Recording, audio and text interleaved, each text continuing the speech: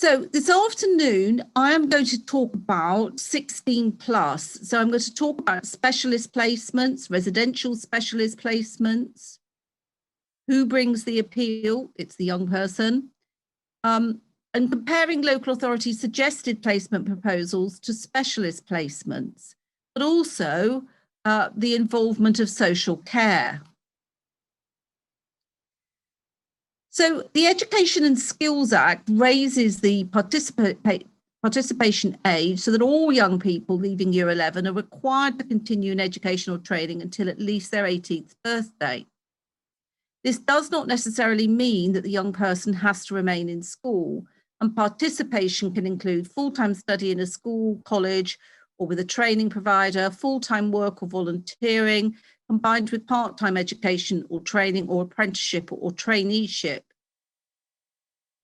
Every young person who reaches the age of 16 or 17 in any given academic year is entitled to an offer of a suitable place by the end of September to continue in educational training the following year.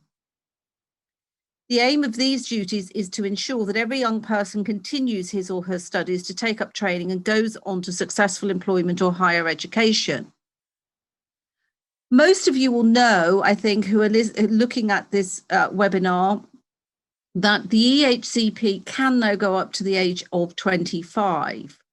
That doesn't mean to say that a young person will be provided with specialist education until 25, but if there's a particular course that a young person has that they want, they can ask for this.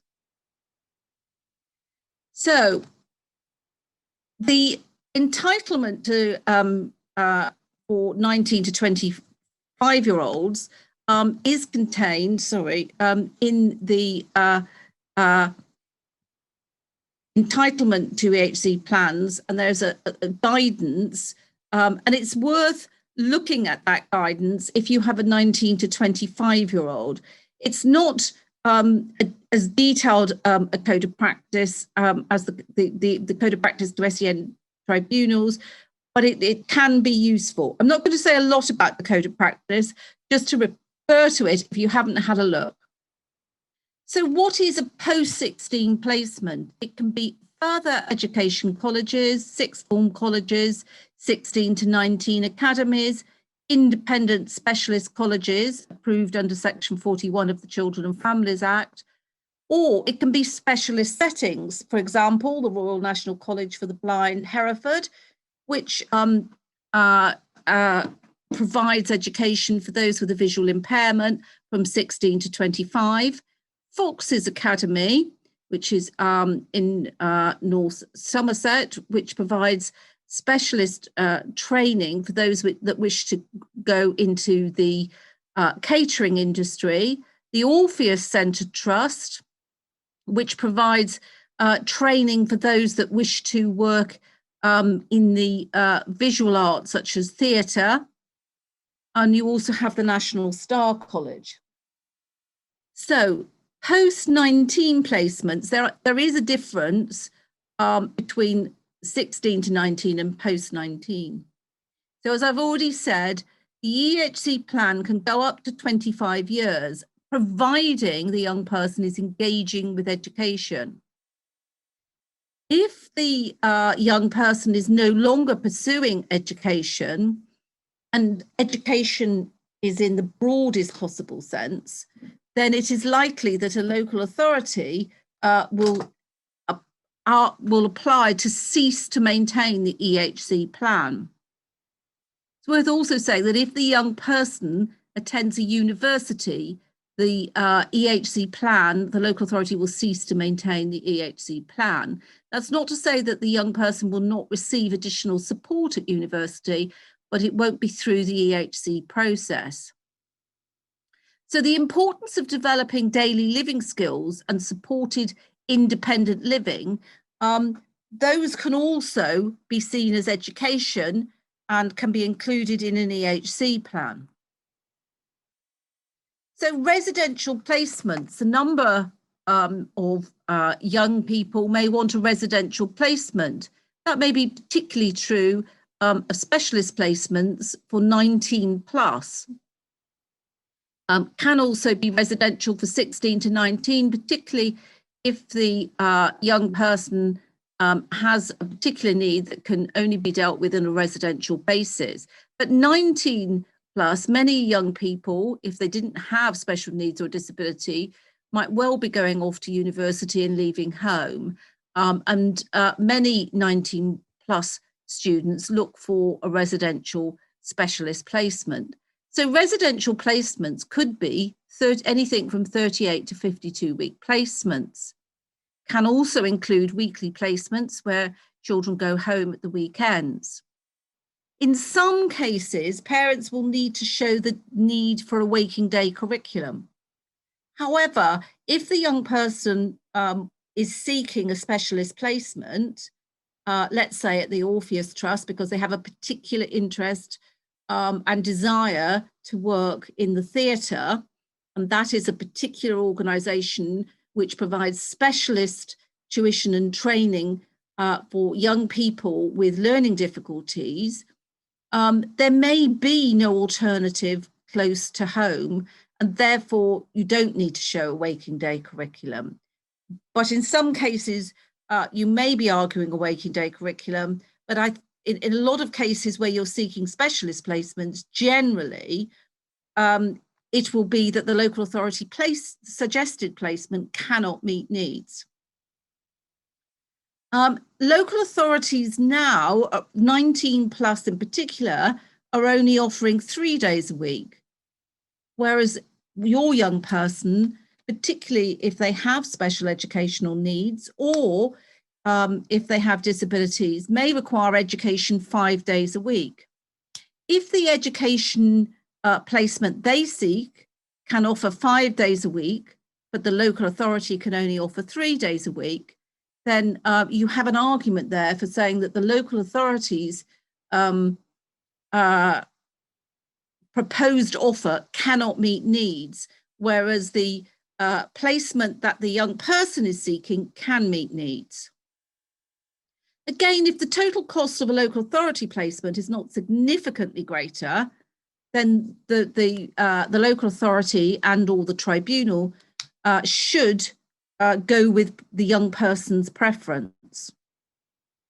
But if the young person is seeking a residential placement and the local authority's offer is non-residential, there may be, to begin with, a significant difference in cost. So the right to request a placement is similar to that below 16. A young person has the right to request a college or further education or sixth form college or independent specialist college where they've been approved for this purpose by the Secretary of State and published in a list available to all parents and young people. The local authority must consult and name the college of the young person's preference unless the local authority can argue that the attendance of the young person at the requested college or other institution would be incompatible with the provision of efficient education for others, that's generally suitability, or the efficient use of resources. Generally, if a young person is seeking a specialist college placement or a specialist or particular education, the local authority will not argue that that placement cannot meet needs. What they will say is that it would be an inefficient use of resources because the college or placement sought by the young person is significantly more than the local authority's proposal. It's usually that they would argue that. So the young person then, or parents assisting the young person, need to argue and say that the college or placement suggested by the local authority is unsuitable. If the placement suggested by the local authority is unsuitable, then the local authority must go with parental preference. So if a local authority names an independent college in the plan, a special education provision, it must also meet the costs of the fees, which include any boarding and lodging where relevant. We have come across a couple of local authorities recently where the EHCP names a specialist college, and the local authority tried to suggest that the young person must contribute towards the cost of that placement, because they are also receiving, as it were, some meals, and they're also receiving accommodation. That's completely wrong. If the college is named in the EHC plan, the local authority must pay the cost of that provision. The local authority should also provide transport to that provision, and that is if it's a residential placement, it would be the beginning of every half term. So to college and then back home for half term, back to college, back home for Christmas. If it's a weekly placement, then it will obviously include transport Friday from college home and back to college on a Monday. But most post-19s are term time. If the local authority suggested provision cannot meet needs, then parental preference, young person's preference, must be named. And you need to, when you're looking, if the local authority make an offer or suggest a provision that a young person does not want, then you need to identify all the reasons that the local authority provision cannot meet needs. Now, there isn't a sort of a list, but some of the things you could look at is if the local authority provision or suggested provision is where the young person would remain at home, but they would have an hour and a half to 2 hours daily journey to the college every day. That would be a good reason why that cannot meet needs. Another reason might be that the college suggested by the local authority doesn't have the courses the young person wants to study. Local authorities sometimes suggest that, that the young person doesn't need to study the exact course they're interested in, want to, they just need to have a course similar to their needs, which of course is not the case. So look at what is being offered, look at the peer group. Is the site or college where the young, which is being suggested by the young person, is it too big and crowded? For example, in one case, the local authority was suggesting a college placement, a local college placement for someone who simply would not physically have been able to manage going into and out of college on the site. They would not have been able to manage the very busy college, which had hundreds and hundreds of students. They would not have been able to manage the very, very busy dining room. They would not have physically been able to manage all the stairs involved in the college. And there was a problem quite often with the lifts. So if a local authority suggests a placement and the young person or parents do not want it, do not simply say, we don't want that placement. Go to the college, take a notebook with you and make notes of all the reasons why the local authority's suggested proposal cannot meet needs. Because if the young person doesn't want that college placement or parents think it's unsuitable, there's likely to be a long list of reasons, and they're all likely to be valid reasons, but you need to make notes of them. And in fact, if you go and visit the college suggested by a local authority, meet with the SENCO, meet with the teachers who are going to deliver the programme that the young person wants to study, ask questions. The more you ask, the more reasons you're likely to find as to why that can't meet needs. But don't simply say, haven't visited it because we don't want it. Go there with your pen and paper so that you can have good evidence and good notes of why that college cannot meet needs. And if you do end up at a special education needs and disability tribunal, the tribunal will want to see that the young person and parents have gone to the college, they've looked at it, and the reasons they don't want it is for all the reasons that they discovered when they visited. If the local authority's provision can meet needs, although I have to say that in my experience, if a young person or parents take the view that the provision suggested by the local authority can meet needs, it is likely that the young person or parents will take the opposite view. But if it was found that a local authority suggested provision can meet needs, then all of the local authority's costs must be taken into account. So that includes the travel cost to the local authority provision.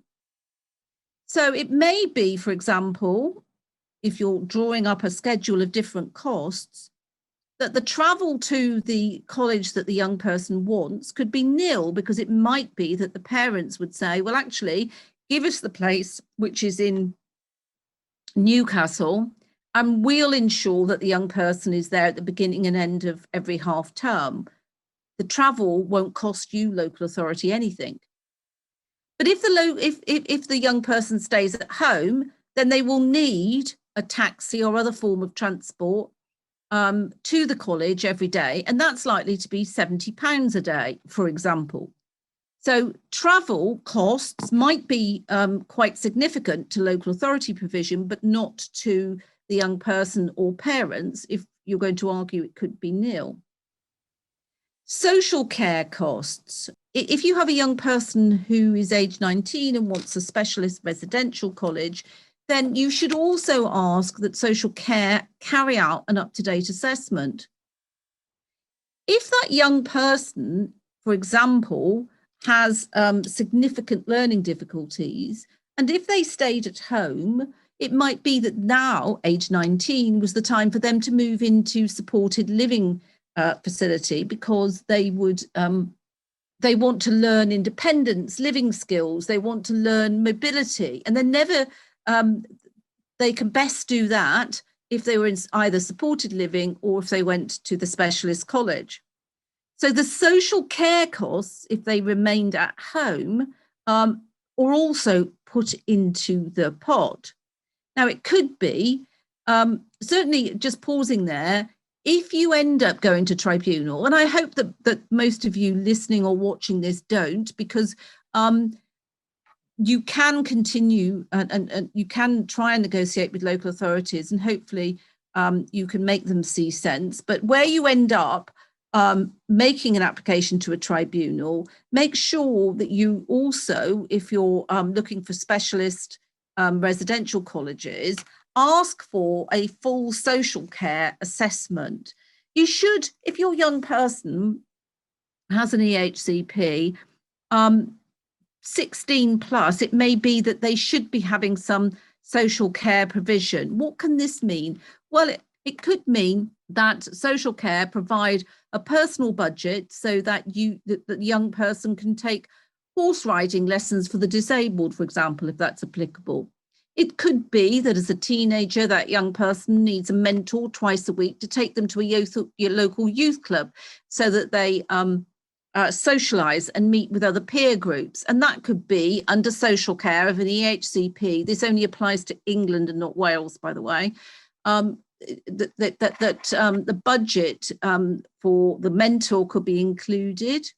If the young person is very isolated and is over 17, it might be driving lessons would be appropriate. If the young person was very stressed, it might be that a personal budget could be applied for under social care for yoga, for example. So all of those costs can be included. Speech and language and occupational therapy might be additional if the young person goes to local authority provision, but quite often are included in residential or specialist colleges. So just look very carefully at costs, because quite often local authorities will say, oh, we're not willing to name the school or the college or the specialist college that the young person wants because of costs. But look very closely at costs. And even if there is still a difference between what the young person wants and the local authority is suggesting, If you can narrow that difference, you might then still be successful. You don't have to make your provision less than the local authority, equal or less than the local authority. But if the difference is not great, my sort of rule of thumb is generally about £5,000 per annum more. A young person can, if the young person's preference is £5,000 per annum or less, then you've got a really strong argument and you should be successful. You may not be successful because certain tribunals tend to deal with differentiation of costs in different ways. And it depends what a tribunal feels about the suitability of local authority placement. But just bear that in mind. Just try and whittle down the local authority's costs, or to make sure that everything possible is included in the local authority's cost, is what I should say. Transport 16 plus is a nightmare, really. Each local authority does it differently, and the reality is that for many 16 to 19-year-olds who are still at home, a lot of local authorities now expect parents to provide that, so they'll provide it up to 16. But look at each local authority's policy. Often, local authorities will have what's known as a transport appeal set up. So that if you're not happy with the decision of the local authority about transport, you can actually, there is a sort of a panel of appeal where you can go to over transport. 19 to 25 is slightly different again, particularly if you want residential. So the whole issue about transport can be quite complex, and it depends on the difficulties that your young person has. The end result is that for many young people, local authorities are now charging for 16 or 17-year-olds. If you're looking for a specialist residential placement, then it can be that the local authority will provide transport to and from the college at the beginning and end of term or half term. So who brings an appeal? Once a young person is over the age of 16, any appeal must be brought in the young person's name. And if you do make an appeal, just remember you need to complete different appeal forms to the ones that you would complete for an under 16-year-old. Now, if your young person doesn't have the mental capacity to complete the form, that's okay, and the form will guide you on that. It doesn't mean that your young person has to attend the tribunal. It does depend on your young person and what the issues are. So if a young person is age 16 or over and under 25, it should always be presumed that a young person has the mental capacity to make an appeal to the tribunal. But often that young person will have the support of an advocate, which would be family member or usually parents.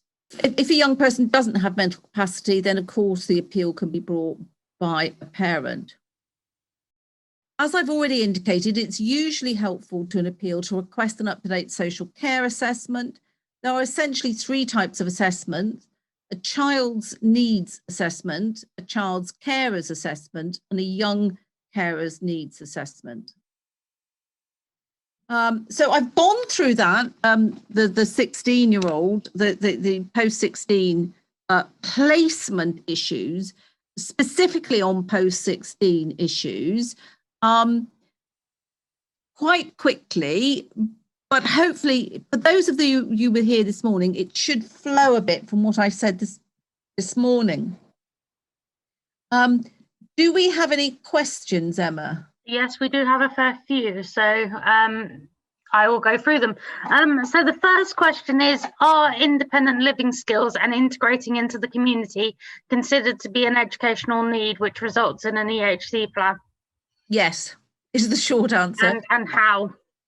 So your EHC plan has various sections. Section B is needs. So I would expect in section B, it was independence living skills, wasn't it? That you just mentioned there, and yep. Socialization into the community. So I would say that was a need in B. And what would be the provision in F? It could be that young person receives some independent living skills training from an organisation, either in the home or they go to a college for the independent living skills. And as for integration into the community, what could be the provision there? That could be that social care provider mentor or a mentor is provided to assist that young person integrating into the community. So you need to look at B and F. B, the need for independent living skills.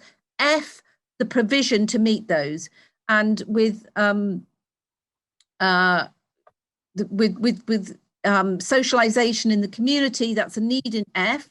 And it's a need in B. Sorry, I'm getting tongue-tied here. So the socialization in the community is section B, and the provision to meet that need has to be in F, and it depends what exactly is being sought. It could be support to attend the local scout group or attend the local horse riding for the disabled, something like, or there's any number, I think, of things that could be put in section F of an EHC plan to meet those specific needs. Okay, next question is it legal for the LA to offer 3 days a week? Is there a minimum? I think I've already mentioned local authorities are doing this. You have to challenge it, and it does depend on the young person. My view is that it is discriminatory, and it's discriminatory because it does depend on the circumstances of the young person and what those needs are. But let us just take, by way of an example, a young person who has learning difficulties. So they're offered 3 days a week at college. What are they to do in the other 2 days? If they didn't have a disability or a learning difficulty, they could self-study. But somebody with a learning difficulty quite often would not be able to do that. So in essence, they're only being offered 3 days a week.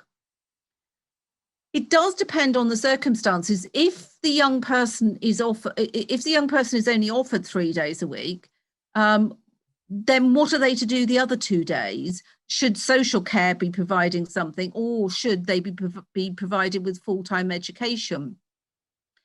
If you're wishing to appeal for an alternative college placement and they are able to offer 5 days a week, then in my view, that is a good reason, that's a good argument that the local authorities suggested proposal and provision of 3 days a week cannot meet needs because it's only part-time 3 days a week, and this young person is not able to use those 2 days a week in a way that somebody who doesn't have, for example, learning difficulties or certainly special education needs, disabilities, would be able to use those 2 days a week for self-study, but your young person can't.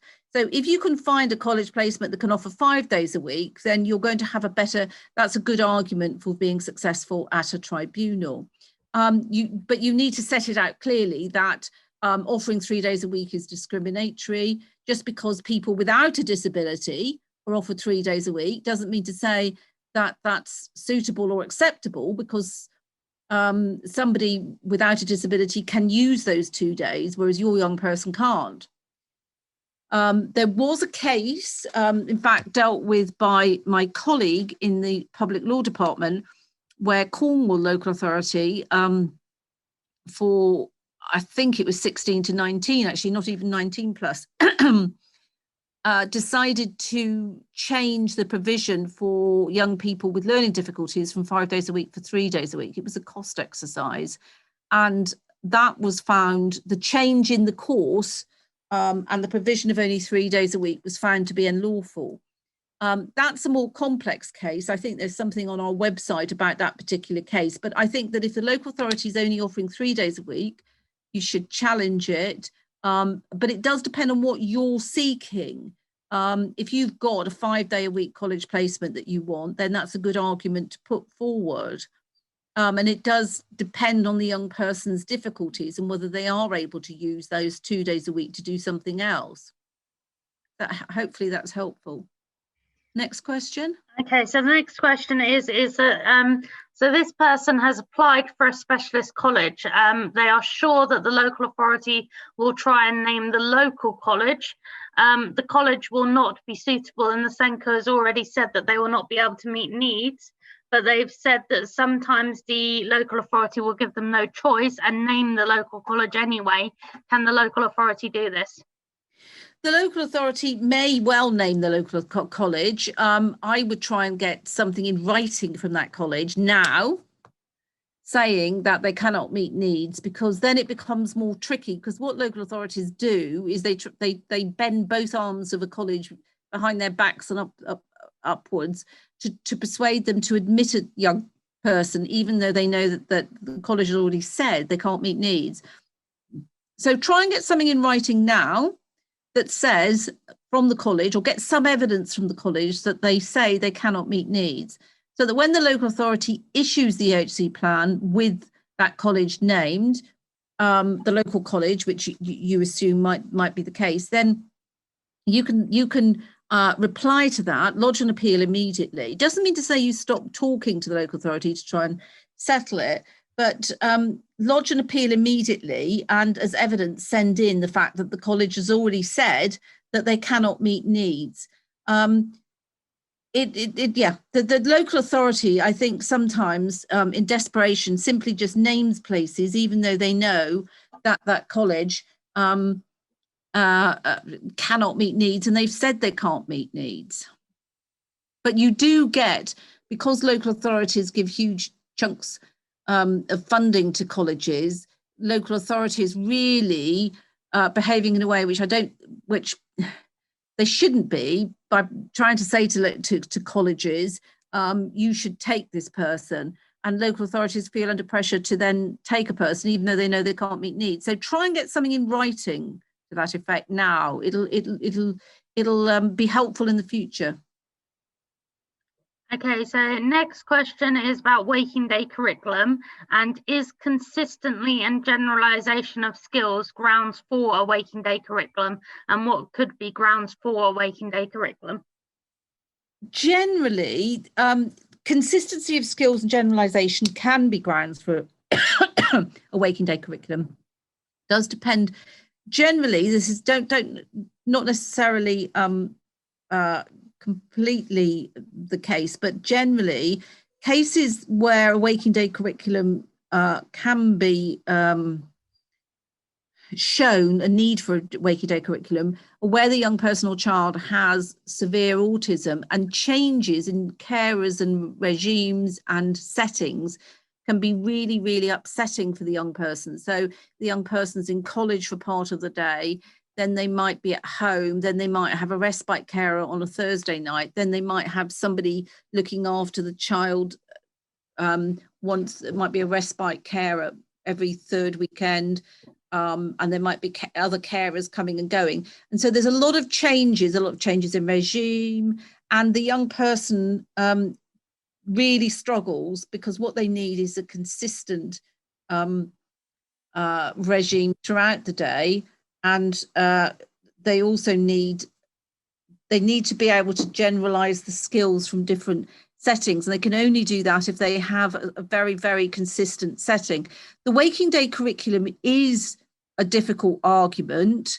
The residential college, specialist colleges, are often won on the basis that what is being offered by the local authority cannot meet needs, rather than the working day curriculum. That's not to say that the working day curriculum may not be successful, because if you're looking for a residential specialist college, first of all, you can argue working day curriculum. If you're not successful, that doesn't blow you out the water. If the local authority's college cannot meet needs, then your choice must prevail. And if both can meet needs, and you look at costs, but if you've got one where you're going to have consistency and the ability to generalize skills, then you're much more, and that goes with young persons or parental preference, then that might be an argument for being successful. So the working day curriculum doesn't knock out of the water the residential placement. It is one of the arguments you can use. So you can say, believe that the young person needs a working day curriculum. If it went to a tribunal, and if the tribunal's not with that, then you say that the local authority's provision can't meet needs in any event. Tribunal needs to go with parental preference. If the tribunal's not with you on local college cannot meet needs, then they do look at costs. But the waking day curriculum can be a difficult argument, and it really depends on the young person's difficulties. Next question. Okay, so the next question is there is a young person moving from school to college at the same highly specialist provision. The annual review was last autumn. The person has been told by the LA then that there would be no changes made to the EHC plan. The parent then received obviously an amendments in the post. They've put changes to those amendments to the local authority but not heard anything since. Should we wait until the 31st of March to chase, or should they chase now? They're very afraid that the local authority is going to name the local college. There's no harm in chasing now. The sooner you get the final EHC plan, the better. And if you've already had the annual review in the autumn and you've made your representations about the specialist college you want, and it's likely that the local authority is going to name the local college in any event, then get them to issue it, because then you can lodge your appeal and you'll be in the queue for appeal hearings, because some people who lodge an appeal on April the 2nd or 3rd may not get their appeals till end of September, October in any event, because of the huge number of cases that are going before the SEN tribunal. I'm not sure there's a lot you can do if the local authority says, no, we're not going to issue it before the 31st of March. It does depend. If you've already received the letter indicating they're going to make some amendments, then you could say, thanks for your letter. I know you're going to make some amendments. Can you please go ahead and issue the final EHCP? And they might do, and that does give you an advantage if you persuade them to do it now. Okay, so the next question is, do you need evidence to show that the post-16 placement the LA are trying to name is not suitable? Does it need to be evidence from professionals rather than parents' opinion? It depends. It can be a bit of both. You don't necessarily need, and it does depend on the facts of each case, you don't necessarily need independent professionals.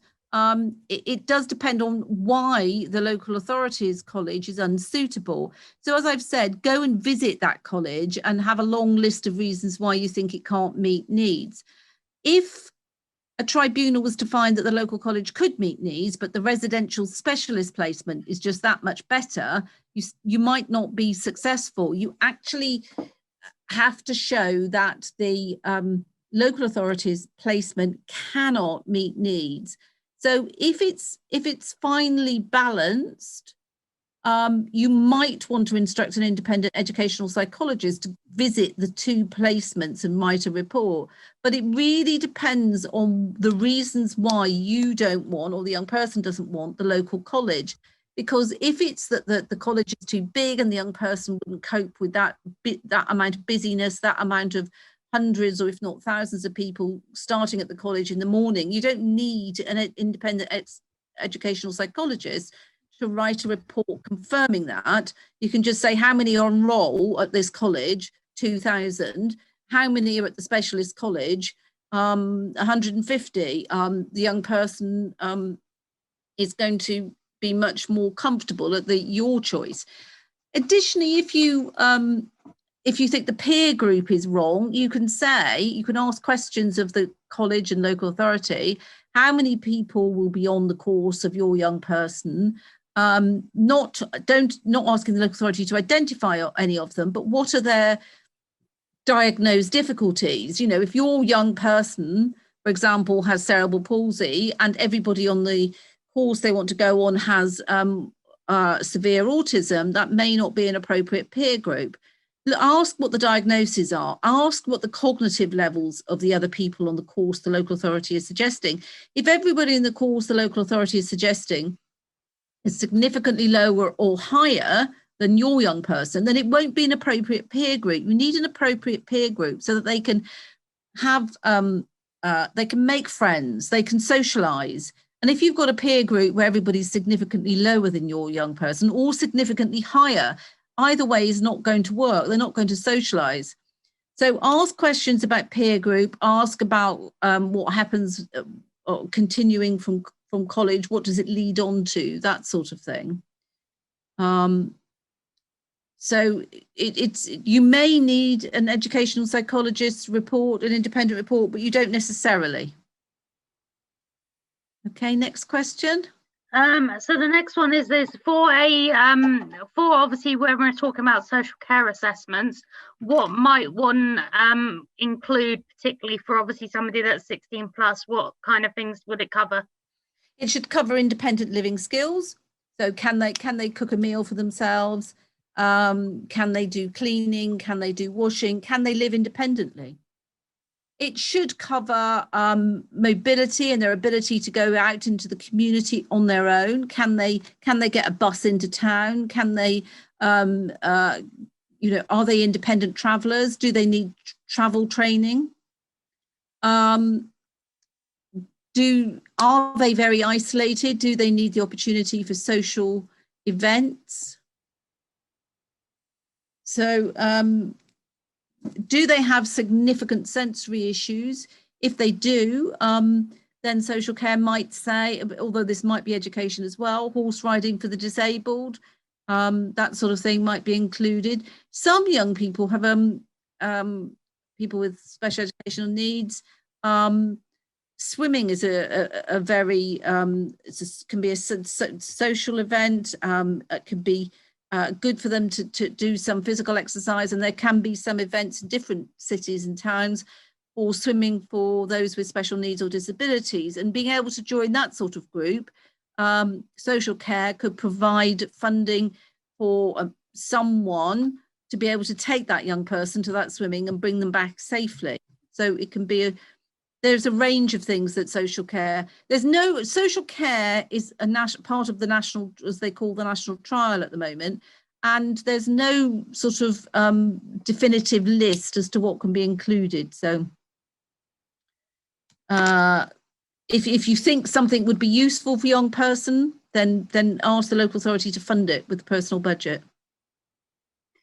Okay, so the next one is slightly more trickier, but it looks like we're looking for a young person who's non-verbal, who needs support for life skills, and their question is basically what colleges would there be out there? Could we recommend any particular colleges for them to look at for life skills for somebody with non-verbal? I'm not going to, off the top of my head, and I don't know the geographical location, there may be a number of colleges that would help with life skills. Certainly there's Star College, and I think there's one near Stroud and one near Hereford, and there may be others. There may be the Cambrian, if you Google Cambrian group, they have a number of colleges for young people with significant special education needs or disabilities, and they may have colleges that can a lot of specialist residential colleges will always be looking at probably independence living skills. So those are a couple that spring to mind. Depending on location, you can, as I say, there's the Google specialist residential colleges post 19 and see what you come at. Definitely look at the Cambrian group, though. They've got a number of colleges around the country. Okay, the next one is what is the criteria for securing YOTAS, so education other than at school, as a post-16 placement? Well, you need to put together your package as to what you want, and there is no limit really to what can be in the YOTAS. If the local authorities sort of suggested provision cannot meet need, then you can think about what that young person needs. And I've dealt with a case where the young person was severely anxious, got a big home education package, and we included driving lessons in it, because that young person, if they could drive, that would really help them be independent, live independently, and would give them the scope to do lots of other things. So for EOTAS, what is in the package, the sky's the limit. You know, you can put in all sorts of therapy, music therapy, rebound therapy, which is trampolining really. Or no, if you're a rebound therapist listening to this, you probably won't like what I've just said, but it is using a trampoline. So rebound therapy, any music therapy, I've mentioned that, any sort of therapy, yoga, as well as sort of somebody coming in to do life skills, somebody coming music,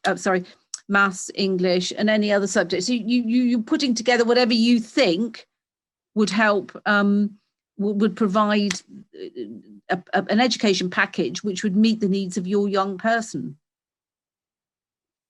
Okay, next question. So when we're talking about adding provision into section F, can it only be added by a professional, and must it be evidenced in a report? The general answer is yes. Some local authorities will say they won't put provision in F that has been evidenced in the report of an independent expert. That's rubbish. One of the rubbish things that local authorities sometimes say. So if you have an independent report that says your young person needs speech and language therapy for 1 hour per week, and the local authority says we're not providing it because it's in an independent report, that's not a good enough argument. What they will often then come up with is possibly one of their or one of the local speech and language therapists carry out an assessment and say that the young person doesn't need the 1 hour a week. That's a different argument. But the evidence has to come from somewhere. Certainly with provision, it's difficult to argue that certain provision should be in section F if it doesn't come from somewhere. So it needs to come from somewhere, and it can come from school, teachers, SENCOs, if they've identified and seen that a young person needs particular support. I think that answers that one. So yeah, so it's basically again looking at can a parent essentially write section F? That's more tricky because a parent can say that this young person has certain needs, and it might be in section B. So it might be that a parent would say that this young person struggles between transitions, but then I would expect a school to say that as well. Or it could be, I'm trying to think of something a parent would say. It might be that a parent might say in section B that a parent has identified that the young person really struggles with very loud noises. So what do you have in F for that? That, you know, that the young person wears earmuffs at certain times. I don't know. I think what you're actually asking is that if a parent takes the view that a young person needs certain provision, can you persuade the local authority to put it in? And I think the answer is quite difficult, because the sort of provision you get in F is about the type of whether the young person can cope in very large classes or not. So if you think the young person only needs an education with class sizes of less than say 10, then that's likely to come from a school, college, or expert. If you want speech and language therapy, you're going to need a speech and language report that says that that young person needs speech and language. And the same with occupational therapy or physiotherapy or any. It might be with something like music therapy or rebound that you might say that the parents have identified that this that this particular therapy significantly assists the young person, so that they are more able to cope with certain environments, and therefore that might be might get a provision in F into the EHCP, but I think it's tricky. Okay, so the next one is who would write the evidence for B&F, e.g. socialising in the community or socialisation in the community? Well, when the parents receive the draft EHCP, they should request that section B has a need that the young person needs help in socialising in the community because they're very isolated. And so then in F, you'd be saying to the local authority, I want certain provision in F to meet those needs of B, which are the young person needs assistance in socialising in the community. So B and F are meant to mirror each other. If you can get the provision, if you can get the need in B, then you should get the provision in F. And it depends what provision you think could meet that need to socialise in the community. What is it you're specifically looking for? So when you receive the draft EHCP, one of your comments will be, well, in section B, young person needs to socialise in the community. And with section F, we need provision to meet that needs. And we would suggest X and Y. Okay, so the next question is, when should parents begin looking at post-16 placements and stating placement preference before the young person turns 16? Well, I think it's always, if you have a young person or child with an HCP, you should be looking at least a year before. So if your child is year 10 now, you ought to be looking now, because you will have the annual review. Transition annual review should be in the autumn 21, that's year 11, so that they might be transferring in year 12. So if you're, generally, I would look the year before and look now. Make sure your transition annual review is September, October, so that you can get the draft EHCP, the local authority can get the draft EHCP out to you so that you can comment, you can get the final one by the March the 31st, so that you can lodge an appeal if necessary. I would start doing homework as soon. There's no sort of, you can start looking, straight away almost. There's no earlier time, but certainly the earlier you start looking, the better. But certainly if your young person is transitioning in September 21, then you ought to be looking in late 2019, early 2020, something like that, so that by now you're pretty clear what option you want.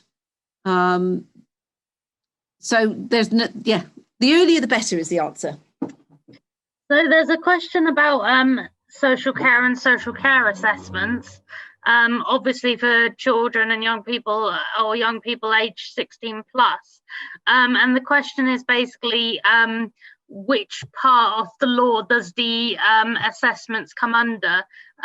So that would be the Children's Act and the Care Act, and how they interlink through transition to social care or to adult services. It's if you've got a 16-year-old, then it will be it'll be assessed, the child it'll be a child assessment. They do sort of link together, and by the time the young person's 17 or moving towards 18, then it's usual that the case will be moved to adult social care. So there can be a bit of a crossover. There's no hard and fast rules as such, but if a child or young person is 16, then 16 it ought to be a child's needs assessment. Okay. So if the local authority do not meet the March deadline, do you have to do a judicial review? And can a non-legal person issue a pre-action protocol letter? Non-legal person definitely issue a letter, a pre-action letter. Yes. Judicial review, the reality is only a lawyer could do that. Legal aid may be available to bring the judicial review proceedings in the name of the child or young person. Legal aid, so it may be, assuming your young person or child doesn't have an income of their own of any substance, then you may be eligible for legal aid to bring that. You can send a letter before action, but I have seen some pretty good letter before actions that parents have written, and local authorities don't tend to take them as seriously, I'm afraid, as when they receive a letter before action set out in the formal way of a letter before action prior to judicial review. I mean, it's not right, that's the way some local authorities work. I think that certainly if you don't receive your amended HCP by March the 31st, do send a letter before action. And and hopefully the local authority will then issue the amended EHCP. But if not successful, you may actually need a solicitor's letter before action, and you may have to think about judicial review. The local authority will always give in eventually, of course, because they have to, they're in breach of their statutory duties. So there's no defence. So it may be that if you draft a letter before action, that they will give in quickly, which is what they should happen.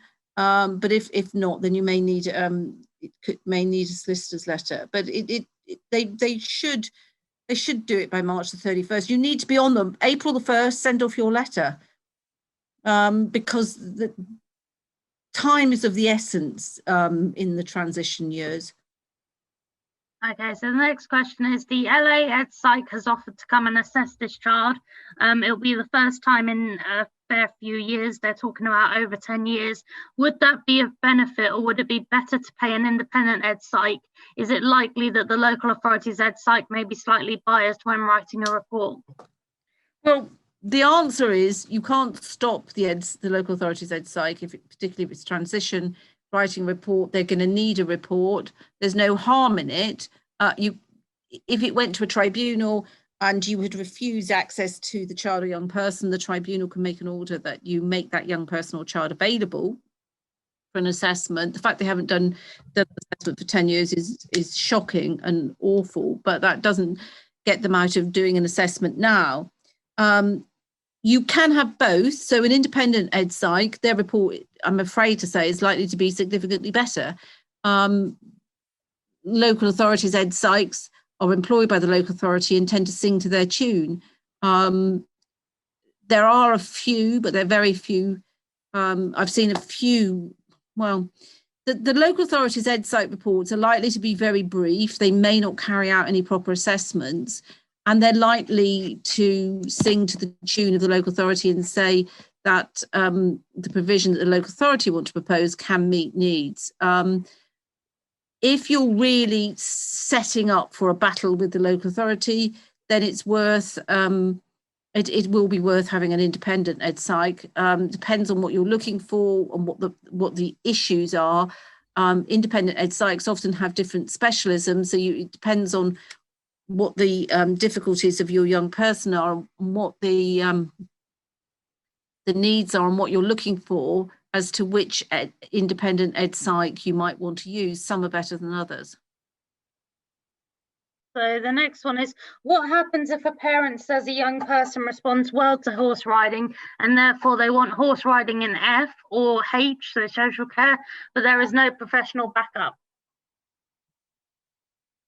I would have said you're not going to get much professional backup from that other than an independent occupational therapist. I think that's good enough to argue for the horse riding. If a post-16 provision do not assess a child or even speak to the young person, can they still offer a place even if they do not offer, for example, GCSEs when the young person wishes to continue in education? Madness, but they can offer a place. But the question is, how successful are they likely to be if it goes to tribunal? A college should, if they're going to offer a place, they should look at the paperwork, the EHCP. They should meet with the young person, check they can offer the courses. If this college cannot offer the courses this young person wants and have not carried out a proper assessment, then from what has just been said, it seems to me they're unlikely to be successful if the matter went to a tribunal.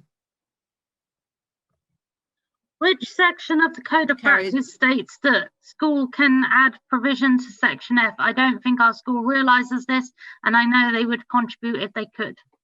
Well, I don't quite get the question there. So basically, the school is saying that they can't recommend any provision to be added into Section F, and the local authority are not accepting school proposals for amending Section F.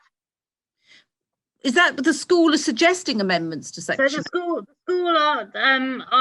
have provision that they would probably contribute to Section F, and the local authority are obviously, the school aren't putting that forward, and the local authority are ultimately probably not agreeing to it.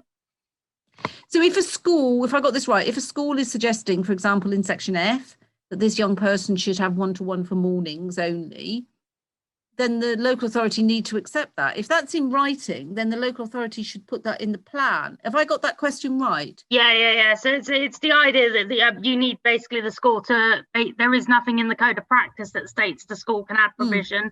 It's the idea that the school needs to provide a written report to the local authority stating the provision that they are thinking that they want to put in section F.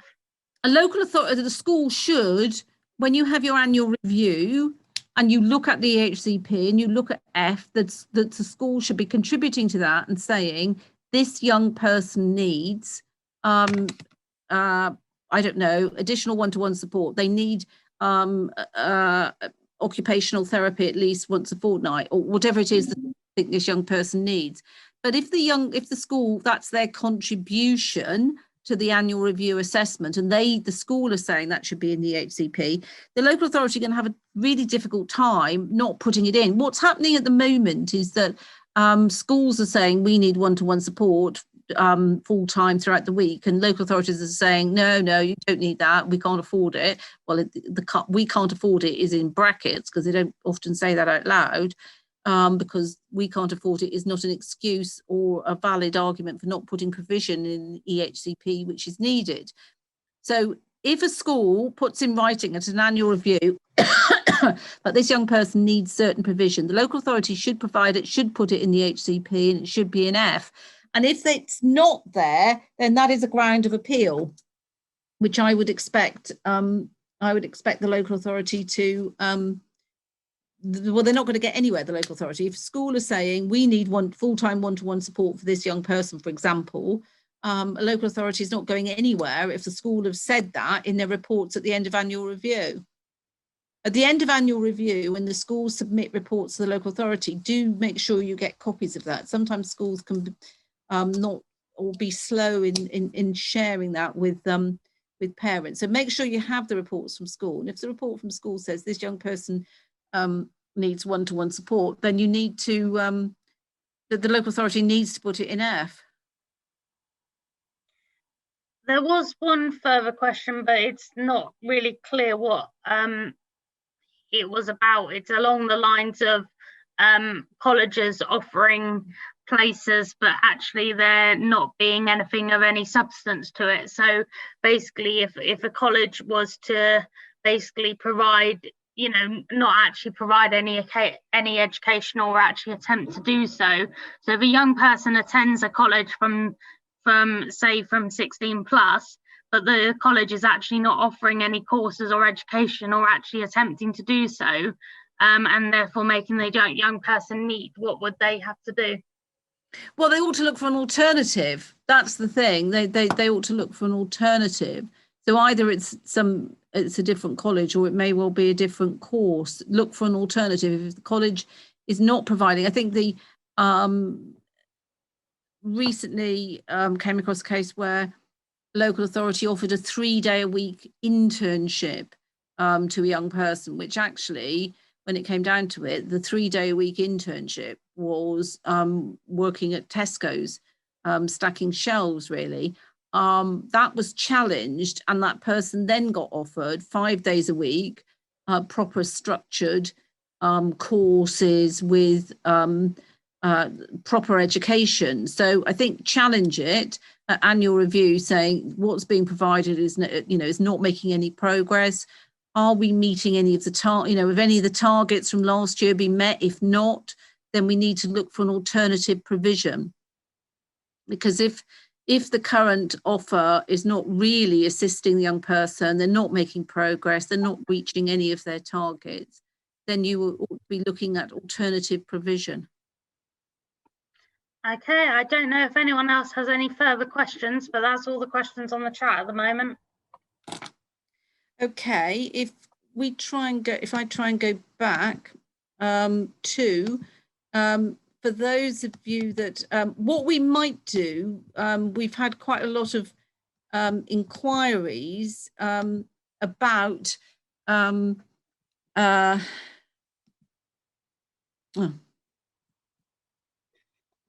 oh dear, sorry, I'm just going to go back up a minute. So we've had quite a few inquiries about, or people asking questions about post-16, post-19 specialist placements. And of course, none of anybody where a young person or child is moving or transitioning this year, none of you will know the answer to whether you've got what you want.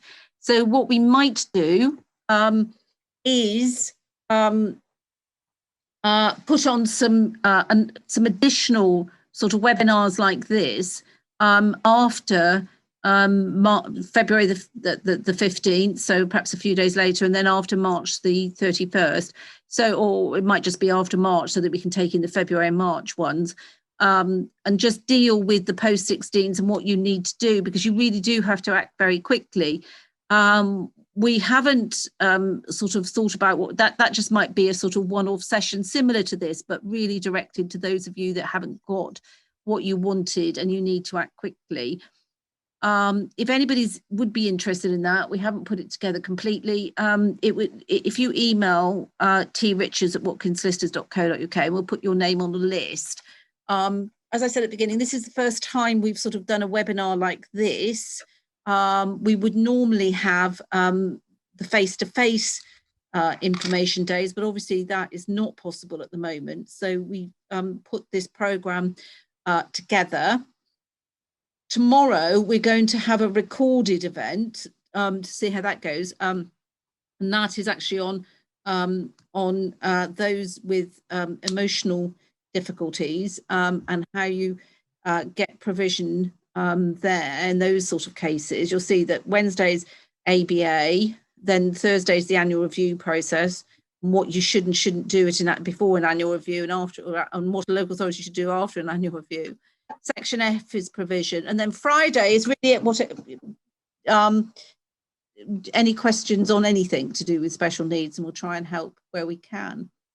Hopefully everybody listening, watching found that helpful.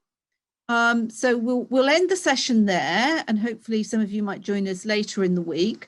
But if you are interested in what will be a special sort of seminar post everybody getting their decision February or March, then do email T Richards and we'll put you on the list, and we'll do something similar to this about what you need to do in order to get that appeal. Because if you lodge the appeal quickly, in many cases post-16, local authorities often will give in prior to, don't think that, oh gosh, I've lodged an appeal, I've got to go to a tribunal hearing. That doesn't necessarily follow that you have to go to a tribunal hearing, because local authorities will often negotiate and do give in prior to a tribunal hearing. It doesn't mean to say you definitely will be going to a tribunal hearing, but you do need to lodge the appeal quickly so as to get in that queue, to make sure you try and get an appeal hearing before September. And we can also talk about negotiating and discussing matters with the local authority as well. So I will say goodbye and thank you all for joining us, and hopefully you all found that useful. Thank you very much.